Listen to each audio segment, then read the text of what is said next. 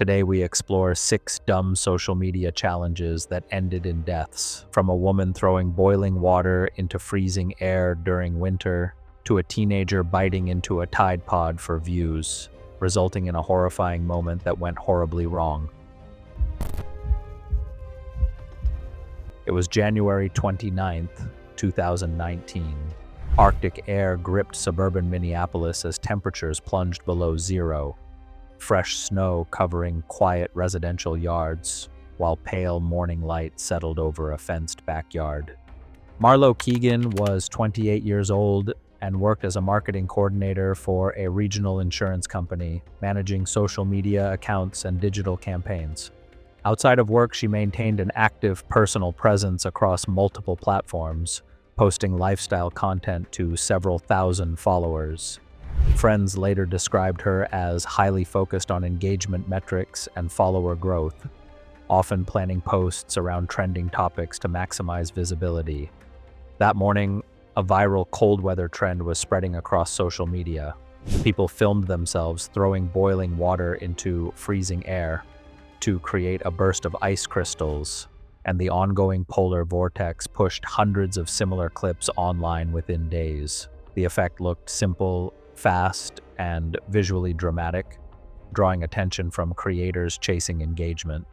Marlo decided to try it herself. She set her phone on a backyard tripod and framed the shot to capture both her movement and the vapor cloud. After watching a few examples, she prepared the setup without fully understanding the risks, unaware that shifting wind and fragmented droplets could redirect heat back toward the person filming.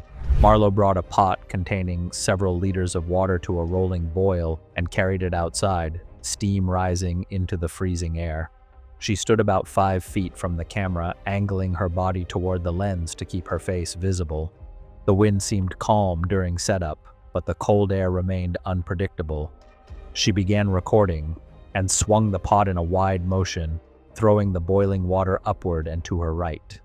At the moment of release, a sudden gust of wind came from behind her, altering the trajectory of the water mid-throw. Instead of dispersing away from her body, a portion of the boiling liquid fragmented into droplets, and along with a dense cloud of high-temperature steam, was driven directly back toward her face and upper chest. Marlo reacted instinctively, gasping as the redirected spray made contact with her mouth and nose. Several droplets struck her lower face and lips, while steam enveloped her head at close range. The reflexive inhalation drew a mixture of hot vapor and aerosolized water into her upper airway.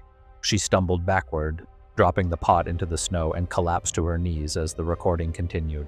Thermal injury to the airway can occur rapidly when hot vapor or liquid is inhaled.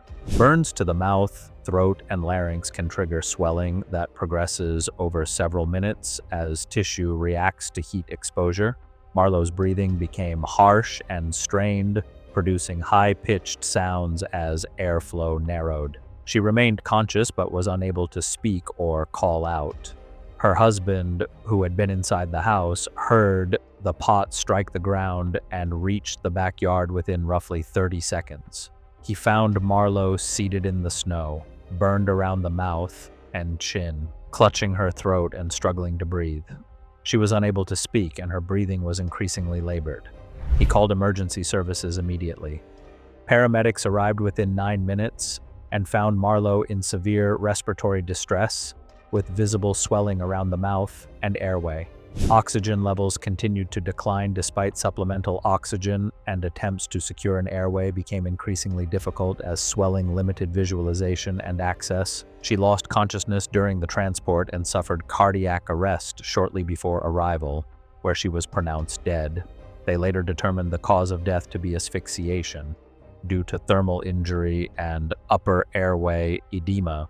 The recovered video was later referenced in public safety warnings, and platforms added caution labels to similar content.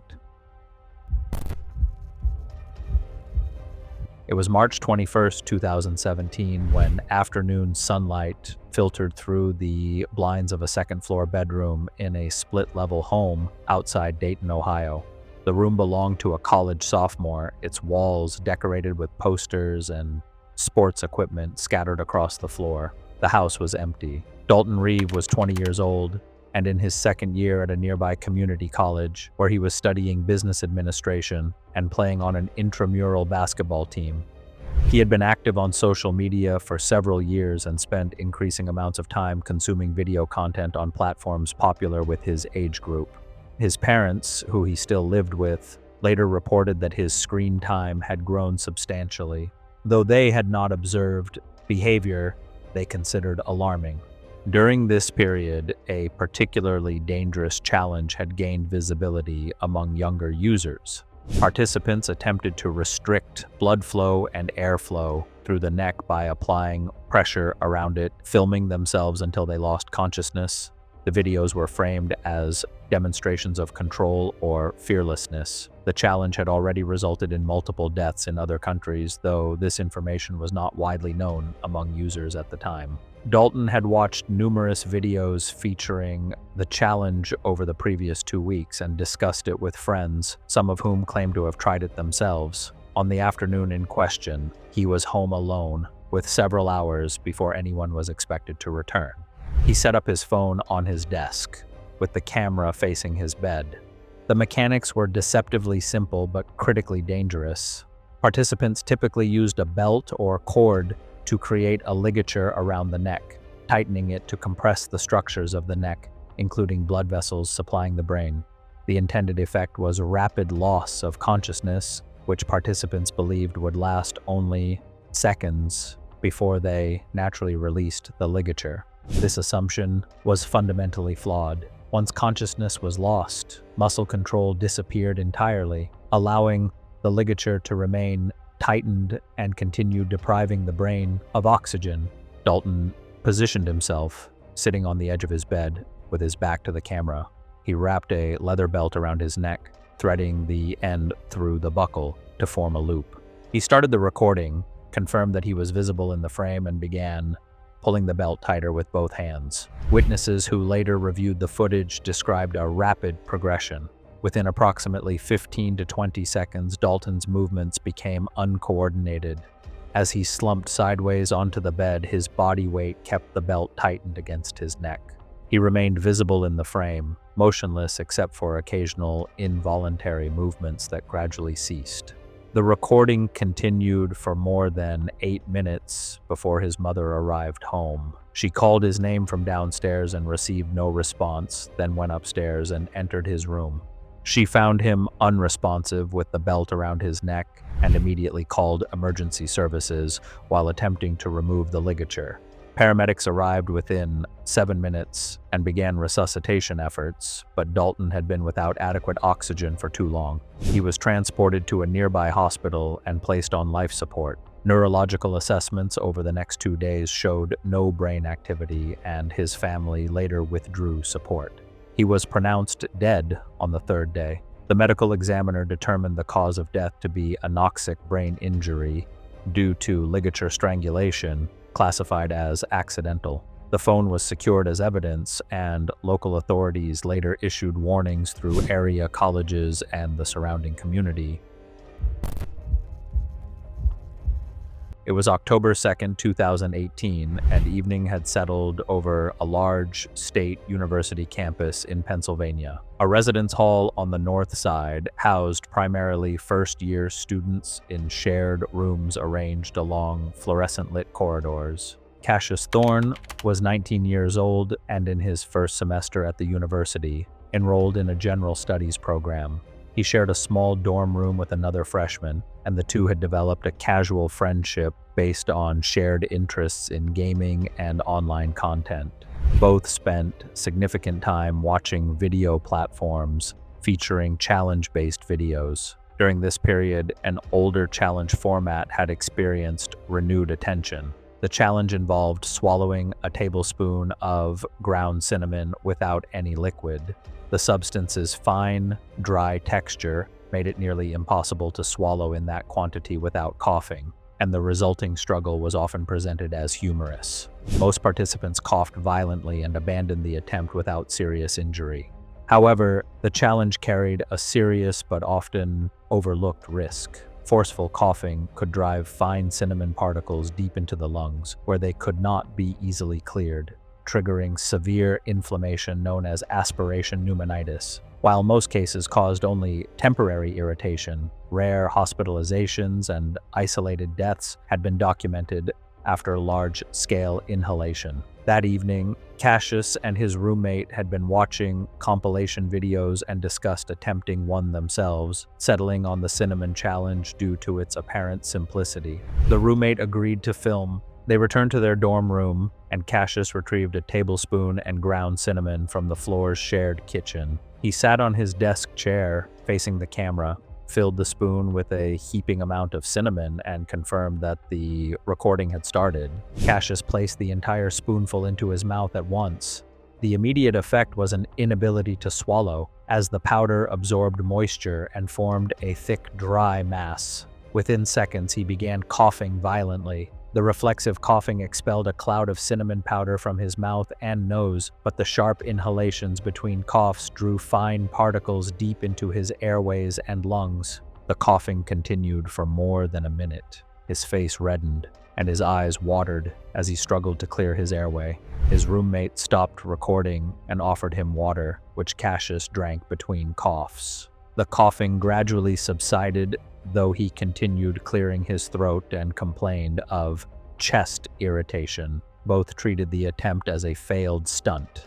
Over the next 12 hours, Cassius developed progressively worsening symptoms. He went to bed, but woke repeatedly coughing and feeling short of breath. By morning, he had developed a fever and was breathing rapidly with visible effort. His roommate suggested visiting the campus health center, but Cassius initially declined.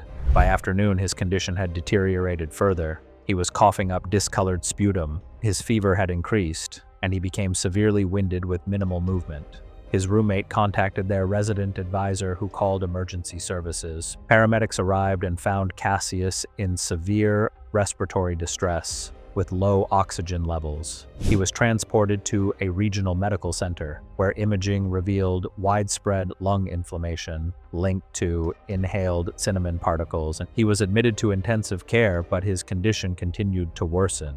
Over the following days, his lungs failed to adequately exchange oxygen, progressing into acute respiratory distress syndrome. He was placed on mechanical ventilation, but complications from severe airway injury and infection led to multi-organ failure. He died several days after attempting the cinnamon challenge.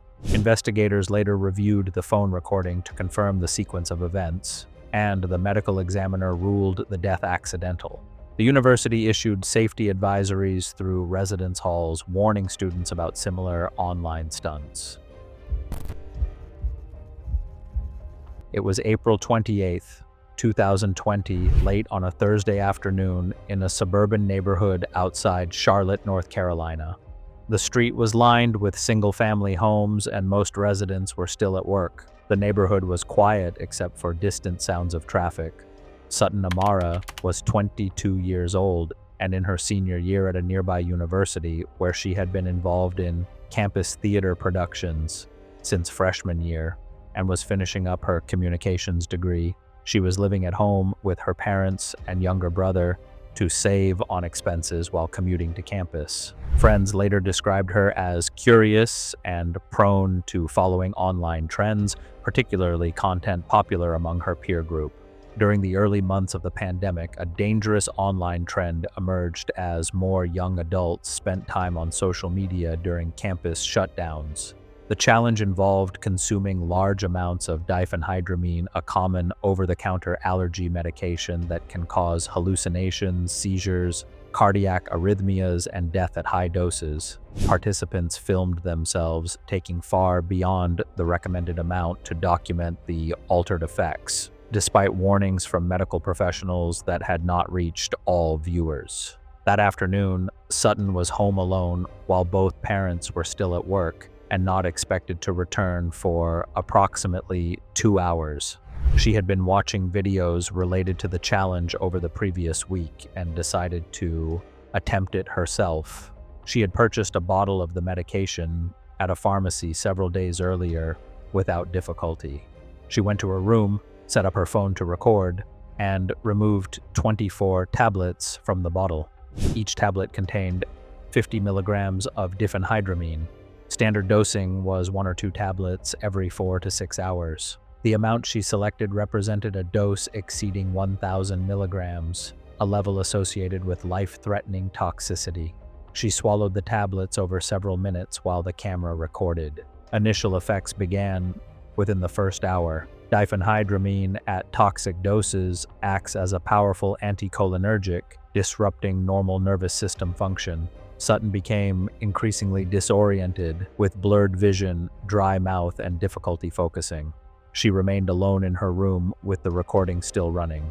Approximately 90 minutes after ingestion, her condition worsened rapidly. Her heart rate became markedly elevated as the drug interfered with normal cardiac conduction. Witnesses who later reviewed portions of the footage described her pacing unsteadily, appearing confused and distressed, though she did not attempt to call for help.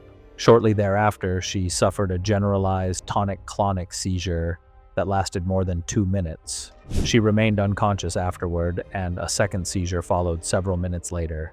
The toxic effects of the overdose caused severe electrical instability in both her brain and heart. Her father arrived home around 5:40 and went upstairs when she did not respond to his calls. He found her unresponsive on the floor with the phone still recording. He called emergency services while checking for breathing and pulse, both of which were weak and irregular. Paramedics arrived within 8 minutes and found Sutton in a life-threatening cardiac arrhythmia. They began resuscitation and transported her to a nearby emergency department under active CPR. Despite aggressive treatment, including medications and repeated defibrillation, she could not be revived and was pronounced dead shortly after arrival. The medical examiner determined the cause of death to be cardiac arrhythmia with seizure activity due to acute diphenhydramine toxicity, with toxicology confirming a severe overdose. Her family later issued a public warning, and several pharmacy chains reviewed and reinforced existing purchase guidelines. It was February 21st, 2018, when late evening darkness had settled over a residential neighborhood in suburban Phoenix. Most homes showed interior lights, and the street was quiet with little traffic. The temperature had cooled into the mid-50s after a warm day, and the neighborhood remained still as residents settled in for the night. Brennan Cade was 21 years old and attending a local community college part-time while working at a retail electronics store. He rented a room in a house shared with 2 other young men in their early 20s. Housemates later reported he spent much of his free time alone in his room watching online videos. Friends described him as easily bored and frequently seeking attention from his social circle through humor or risky stunts. During late 2017 and early 2018, a dangerous challenge had gained notoriety online.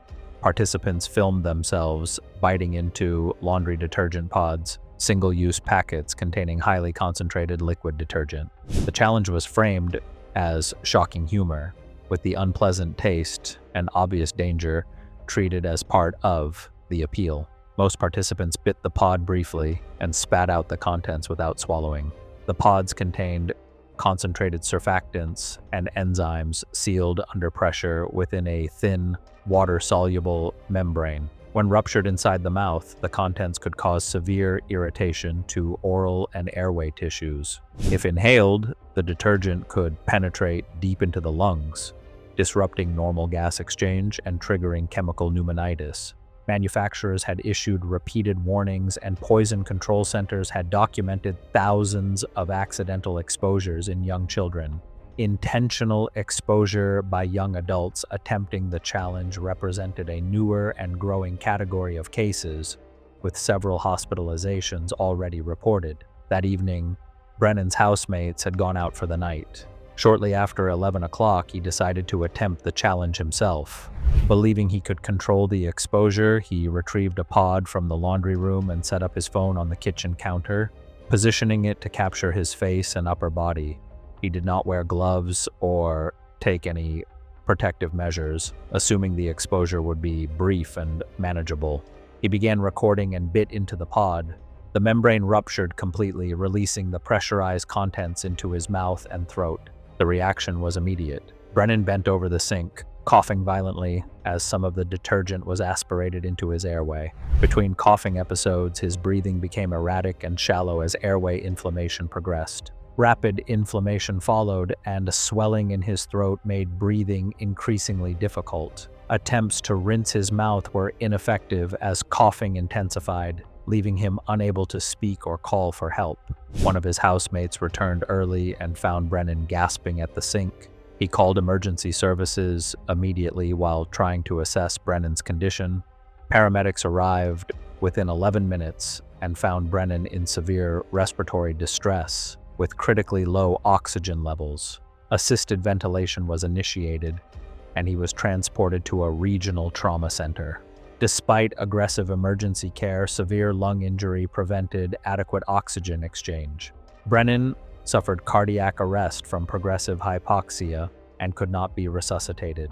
He was pronounced dead approximately 2 hours after the exposure. The medical examiner ruled the death accidental, caused by respiratory failure following detergent aspiration. Investigators later reviewed the phone recording to confirm the sequence of events, and local officials issued renewed warnings about the risks associated with online challenge content. It was July 19, 2019, and night had fallen across a stretch of interstate highway outside Nashville, Tennessee. The 4-lane roadway carried moderate traffic in both directions, with vehicles traveling between 65 and 75 miles per hour. Streetlights illuminated the pavement at regular intervals. Jovi Sinclair was 26 years old and worked as a stylist at a salon in a suburban shopping district, maintaining a steady base of clients. She was active on social media, posting content related to hairstyling, fashion, and lifestyle topics with several thousand followers. Co-workers later described her as increasingly focused on engagement metrics and follower growth. At the time, a challenge format had gained popularity involving participants filming themselves dancing to a specific song in unexpected or dangerous locations. The videos typically showed the participants standing still at first, then suddenly dancing as the music began. While many were filmed in public spaces, a subset featured participants dancing in or near active roadways, often at night, with traffic risk treated as part of the appeal. That evening, Jovi had been driving with a friend who agreed to help film content. They were returning from dinner and traveling on the interstate when Jovi suggested attempting the challenge. Her friend later reported discouraging the idea due to safety concerns, but Jovi insisted the setting would make the video more dramatic. Jovi directed her friend to pull onto the shoulder about 2 miles from the nearest exit. The shoulder was narrow and separated from the right travel lane by a white stripe. Traffic remained steady. Visibility was adequate under streetlights, but the speed difference between stopped vehicles and passing traffic exceeded 70 miles per hour. Her friend stopped with hazard lights activated and began recording from the driver's window. After briefly pausing and glancing toward traffic, Jovi exited the car and stepped into the right travel lane, positioning herself roughly 15 feet from the vehicle. She was wearing dark clothing that offered little contrast against the pavement. Her plan was to remain still until the music started, then perform a short dance lasting about 15 seconds. As the recording began, Jovi stood motionless while vehicles approached from behind. Several drivers moved into the left lane to avoid her, and at least 2 honked as they passed. Jovi then began dancing, focused on the camera rather than oncoming traffic. Investigators later estimated that a sedan in the right lane was approximately 200 feet behind her when the driver first perceived her. The driver stated she appeared suddenly in his headlights, and at highway speed there was no time to brake or change lanes safely. The vehicle struck Jovi at an estimated 70 miles per hour. The driver braked immediately and stopped about 150 feet beyond the impact point. Jovi's friend called emergency services as other vehicles stopped and witnesses approached. Paramedics and State Highway Patrol arrived within 8 minutes. Jovi was found with injuries incompatible with survival and was pronounced dead at the scene. The driver was not injured and was not charged after investigators determined he bore no fault, while Jovi's friend was cited for stopping on the interstate without emergency justification. The medical examiner determined the cause of death to be massive blunt force trauma. The video was restricted from public release during the investigation, and Highway Patrol later issued warnings addressing the challenge. Thanks for watching. If you like these stories, click here.